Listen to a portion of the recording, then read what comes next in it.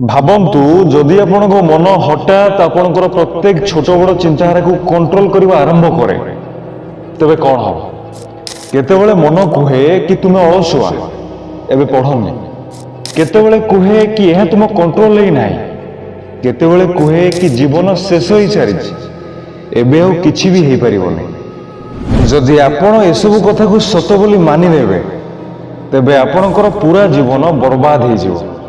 କିନ୍ତୁ ମନେ ରଖନ୍ତୁ, ମନ ହେଉଛି ଆପଣଙ୍କର ଗୋଲାମ, ମାଲିକ ନୁହଁ। ପଏଣ୍ଟ ନମ୍ବର 1, ମନକୁ ଚିହ୍ନନ୍ତୁ। ଆମ ମନ ନିରନ୍ତର କଥା କହିଥାଏ, ଏଇଟା କରନି, ସେଇଟା କରନି, ସେଇଟା କର, ତୁମ ଦ୍ୱାରା ହବନି, ତୁମେ କରିପାରିବନି, ଏମିତି ଅନେକ କଥା। କିନ୍ତୁ ବାସ୍ତବତା ହେଉଛି ଦିମାଗ ହେଉଛି ଗୋଟିଏ ମେସିନ୍, ଗୋଟିଏ ଟୁଲ୍, ଯାହାକୁ ଚଲେଇବାର ଶକ୍ତି ଆପଣଙ୍କ ୱିଲ୍ ପାୱାରରେ ଅଛି, ମାନେ ଇଚ୍ଛା ଶକ୍ତିରେ ଅଛି। ଯେଉଁମାନେ ନିଜ ଦିମାଗକୁ କଣ୍ଟ୍ରୋଲ କରିବା ଶିଖିଯାଆନ୍ତି ସେଇମାନେ ହିଁ ଦୁନିଆକୁ ପରିବର୍ତ୍ତନ କରନ୍ତି। ପଏଣ୍ଟ ନମ୍ବର 2, ଭାବନାର ଖେଳ। ଆପଣ କେବେ ଲକ୍ଷ୍ୟ କରୁଛନ୍ତି, ଯେବେ ଆପଣ ରାଗରେ ଥାନ୍ତି ସେବେ ଦିମାଗ କୁହେ ଚିତ୍କାର କର, ଚିଲ୍ଲାଅ। ଯେବେ ଆପଣ ଦୁଃଖୀ ଥାନ୍ତି ସେବେ ଦିମାଗ କୁହେ କାନ୍ଦ, ହାର ମାନିନିଅ।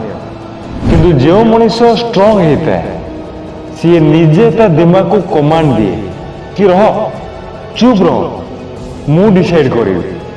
ସିଏ ନିଜ ଇମୋସନକୁ ସମ୍ପୂର୍ଣ୍ଣ ଭାବରେ ତା ନିଜ କଣ୍ଟ୍ରୋଲରେ ରଖିଥାଏ। ଏହା ହିଁ ହେଉଛି ଜଣେ ସଫଳ ଏବଂ ଅସଫଳ ବ୍ୟକ୍ତି ମଧ୍ୟରେ ପାର୍ଥକ୍ୟ। ପଏଣ୍ଟ ନମ୍ବର 3, ଦିମାଗକୁ ଗୋଲାମ ବନେଇବାର 3ଟା secret formula. First, self talk. ପ୍ରତିଦିନ ନିଜକୁ ପଜିଟିଭ କଥା କୁହନ୍ତୁ କି ମୁଁ କରିପାରିବି, ମୁଁ ହେଇପାରିବି। ଏହି ଶବ୍ଦ ଗୁଡ଼ିକ ଆପଣଙ୍କ ଦିମାଗକୁ ଟ୍ରେନ୍ କରିବ। Second, discipline. ଯେବେ ଦିମାଗ କହିବ ଏବେ ଉଠନି, ଆଉ 5 ମିନିଟ୍ ଶୋଇଯାଏ, ସେବେ ଆପଣ କହିବେ ନା, ମୋତେ ଉଠିବା ପାଇଁ ପଡ଼ିବ। ଏହିସବୁ ଛୋଟ ଛୋଟ ଜିଦ୍ ଆପଣଙ୍କ ଦିମାଗକୁ ବୁଝେଇ ଦିଏ କି ଆପଣ ହେଉଛନ୍ତି ମାଲିକ, ସିଏ ନୁହଁ। ଥାର୍ଡ ଥିଙ୍ଗ ହେଉଛି ଫୋକସ୍ ମେଡିଟେସନ୍। ପ୍ରତିଦିନ 10 ମିନିଟ୍ ପାଇଁ ନୀରବରେ ବସିକି ନିଜ ଚିନ୍ତାଧାରାକୁ ଅବଜର୍ଭ କରନ୍ତୁ। ନିଜକୁ ବୁଝାନ୍ତୁ କି ଆପଣ ଆଉ ଆପଣଙ୍କ ବିଚାର ଦୁଇଟା ଅଲଗା ଅଲଗା ଜିନିଷ।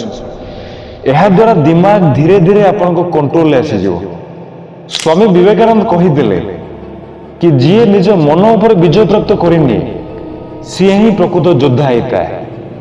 ଇତିହାସରେ ଯେତେ ବି ମହାନ ବ୍ୟକ୍ତି ଅଛନ୍ତି, ମହାତ୍ମା ଗାନ୍ଧୀ, ସୁଭାଷ ଚନ୍ଦ୍ର ବୋଷ, ସର୍ଦ୍ଦାର ବଲ୍ଲଭ ଭାଇ Patel, doctor Bhimrao Ambedkar, doctor APJ Abdul Kalam, Chanakya, Buddha, ସେ ଯିଏ ବି ହୁଅନ୍ତୁ ନା କାହିଁକି, ସେମାନେ ସମସ୍ତେ ନିଜ ଦିମାଗକୁ କଣ୍ଟ୍ରୋଲ କରିଥିଲେ।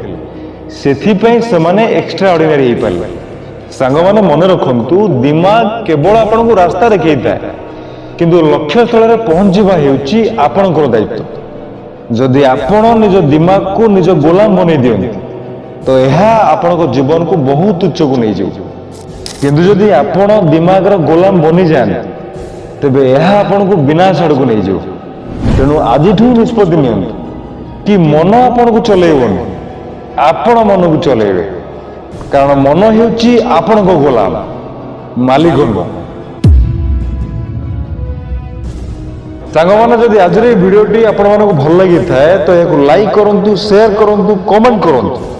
ଆଉ ଆମ ଫ୍ୟାମିଲି ସହିତ ଯୋଡ଼ି ହେବା ପାଇଁ, ଏଇଭଳି ପାୱାରଫୁଲ୍ ମୋଟିଭେସନାଲ ଭିଡ଼ିଓକୁ ଦେଖିବା ପାଇଁ ଆମ ଚ୍ୟାନେଲକୁ ସବସ୍କ୍ରାଇବ୍ କରି ବେଲ୍ ଆଇକନକୁ ପ୍ରେସ୍ କରିଦିଅନ୍ତୁ। ଧନ୍ୟବାଦ।